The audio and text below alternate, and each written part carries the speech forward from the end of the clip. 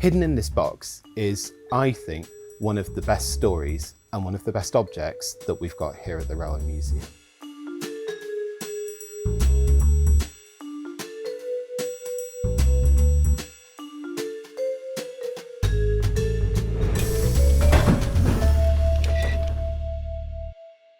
Hello and welcome to Off the Rails, where we explore railway history through fascinating, and in this case, glamorous objects. Between the years 1925 and 1975, if you were a young woman aged 14 to 16 who had a male relative who was a railway worker and a paid-up member of a railway trade union, you could don the tiara and become Great Britain's railway queen for the year. So it's a really eye-catching piece, but it's also, it's quite cheap. This is costume jewellery. If it's not on these supports here, it's so forward heavy that it's just going to flop straight onto the mat here. But it's a sort of symbol of the pride that these communities had in their work and the family that they built around railway work. But the story itself is much richer and much more complex than just a tiara can really explain.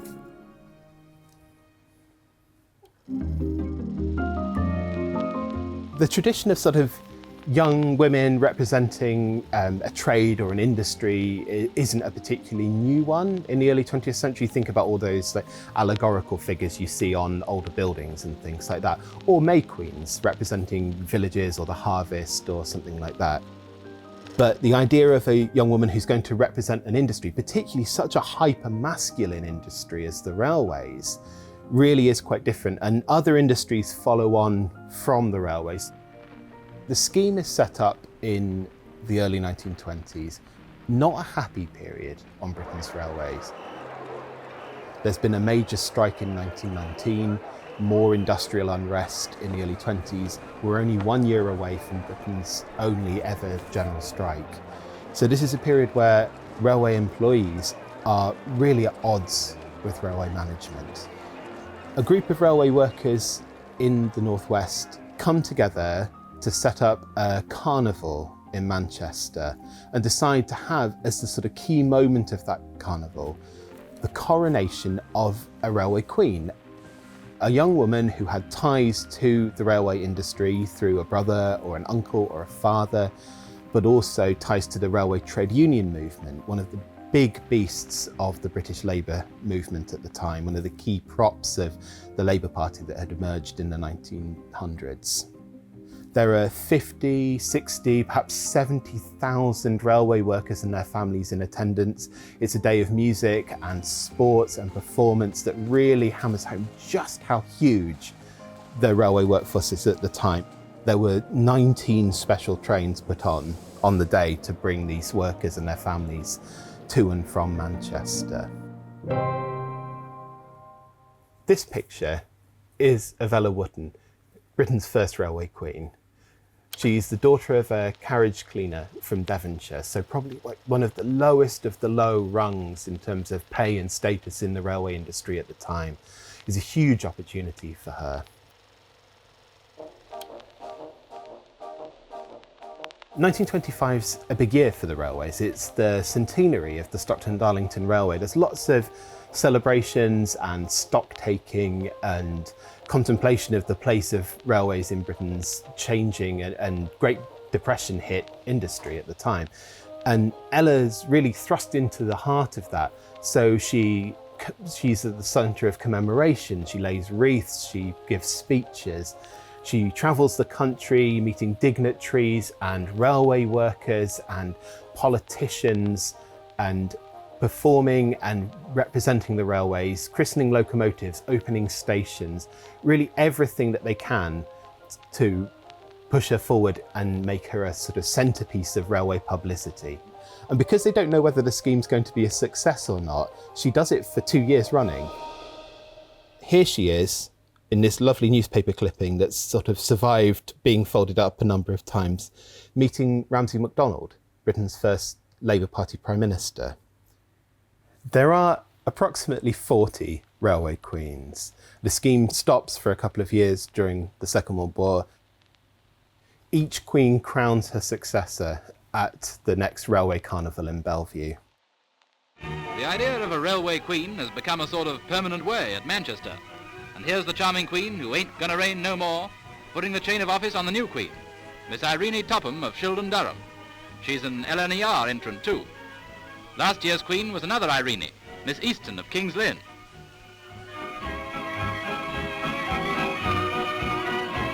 And now it's goodbye to the old queen. Goodbye, Irene. It's hard to pick a favourite of all of the railway queens. They were all quite interesting and they all did some incredible things. This is a favourite of mine. This is Gracie Jones from 1933 with a cake representation of Flying Scotsman. Freeze frame, there is something wrong with Flying Scotsman in this image. And we will leave it up to you to work out what that is in the comments below. My absolute favourite though has to be Audrey Mawson. Audrey is a 15-year-old aspiring jazz dancer from Preston in the Northwest. In Audrey's year, in 1935, there were 300 applicants, so she was chosen out of 300. This was very, very looks focused. They were looking for a conventionally attractive young woman, and there's no getting away from that story. Each year by this point, it's become traditional for the railway queen to go abroad on this goodwill visit.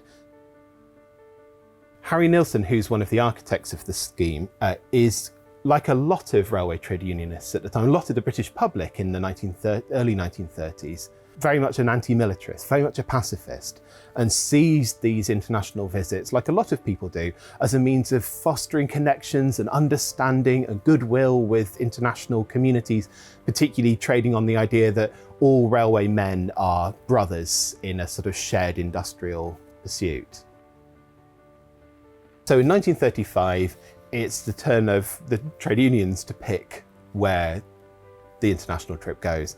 And in 1935, if you're a large trade union, there's only one destination to pick. You're going to the Soviet Union. So in 1935, 15-year-old Audrey from Preston near Blackpool goes off to the Soviet Union to meet Stalin. She shares a box with Stalin at the Moscow State Ballet. This is in the run-up to the Great Purge in Soviet history, though. So presumably at this point, Stalin is thinking about purging some of the people that Audrey's met on this goodwill visit. But she's shown a propagandized vision of the Soviet Union. She writes semi-enthusiastically in British newspapers about how well fed everyone is and how excited everyone is to meet her. But don't mistake that for Audrey being somehow naive or manipulated. She was a very, very shrewd young woman, and she used this moment of fame where she had all sorts of professional images taken and appeared in newspapers and on film to really launch herself into a career at the end of her time as railway queen.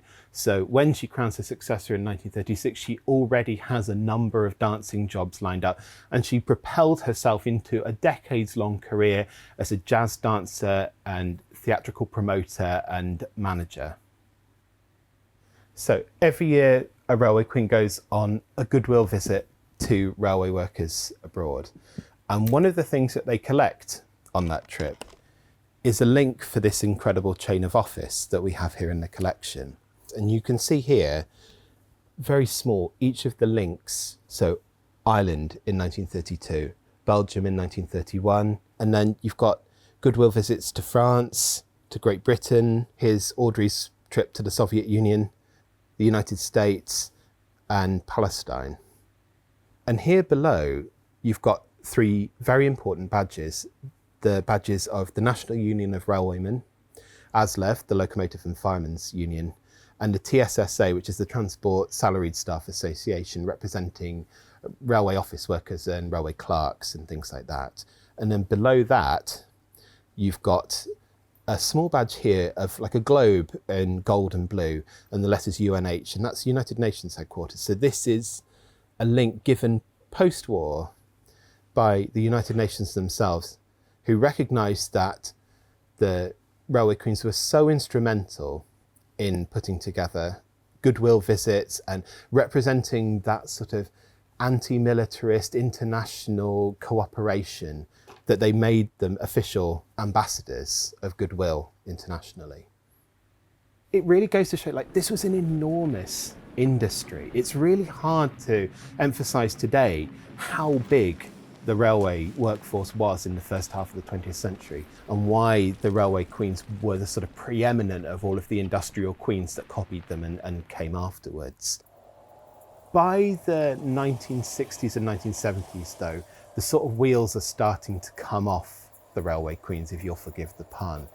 It's partly because the railway workforce just isn't as big as it was. The other thing is, like, there are a lot more women working in the railway industry. There's a lot more women working in general. It started to look very, very dated. I mean, we're moving into the sort of post-war social revolution, the beginnings of the modern women's movement, and really this is starting to look quite old-fashioned. So in 1975, the scheme is largely wrapped up. So what did it mean to become Britain's Railway Queen for the year? It tells us loads of things about the sheer size and social, cultural power of Britain's railway workforces. But this is a story that really belongs to the 14 to 16-year-old women who became the stars of the show. And the Railway Queens really were the stars for 50 years of Britain's railways, pushing onwards not just to help represent the railway around Britain and across the world, but also to pursue their own ambitions and their own ends, things that, especially in the 20s, 30s, 40s onwards, would have been really hard for working class young women.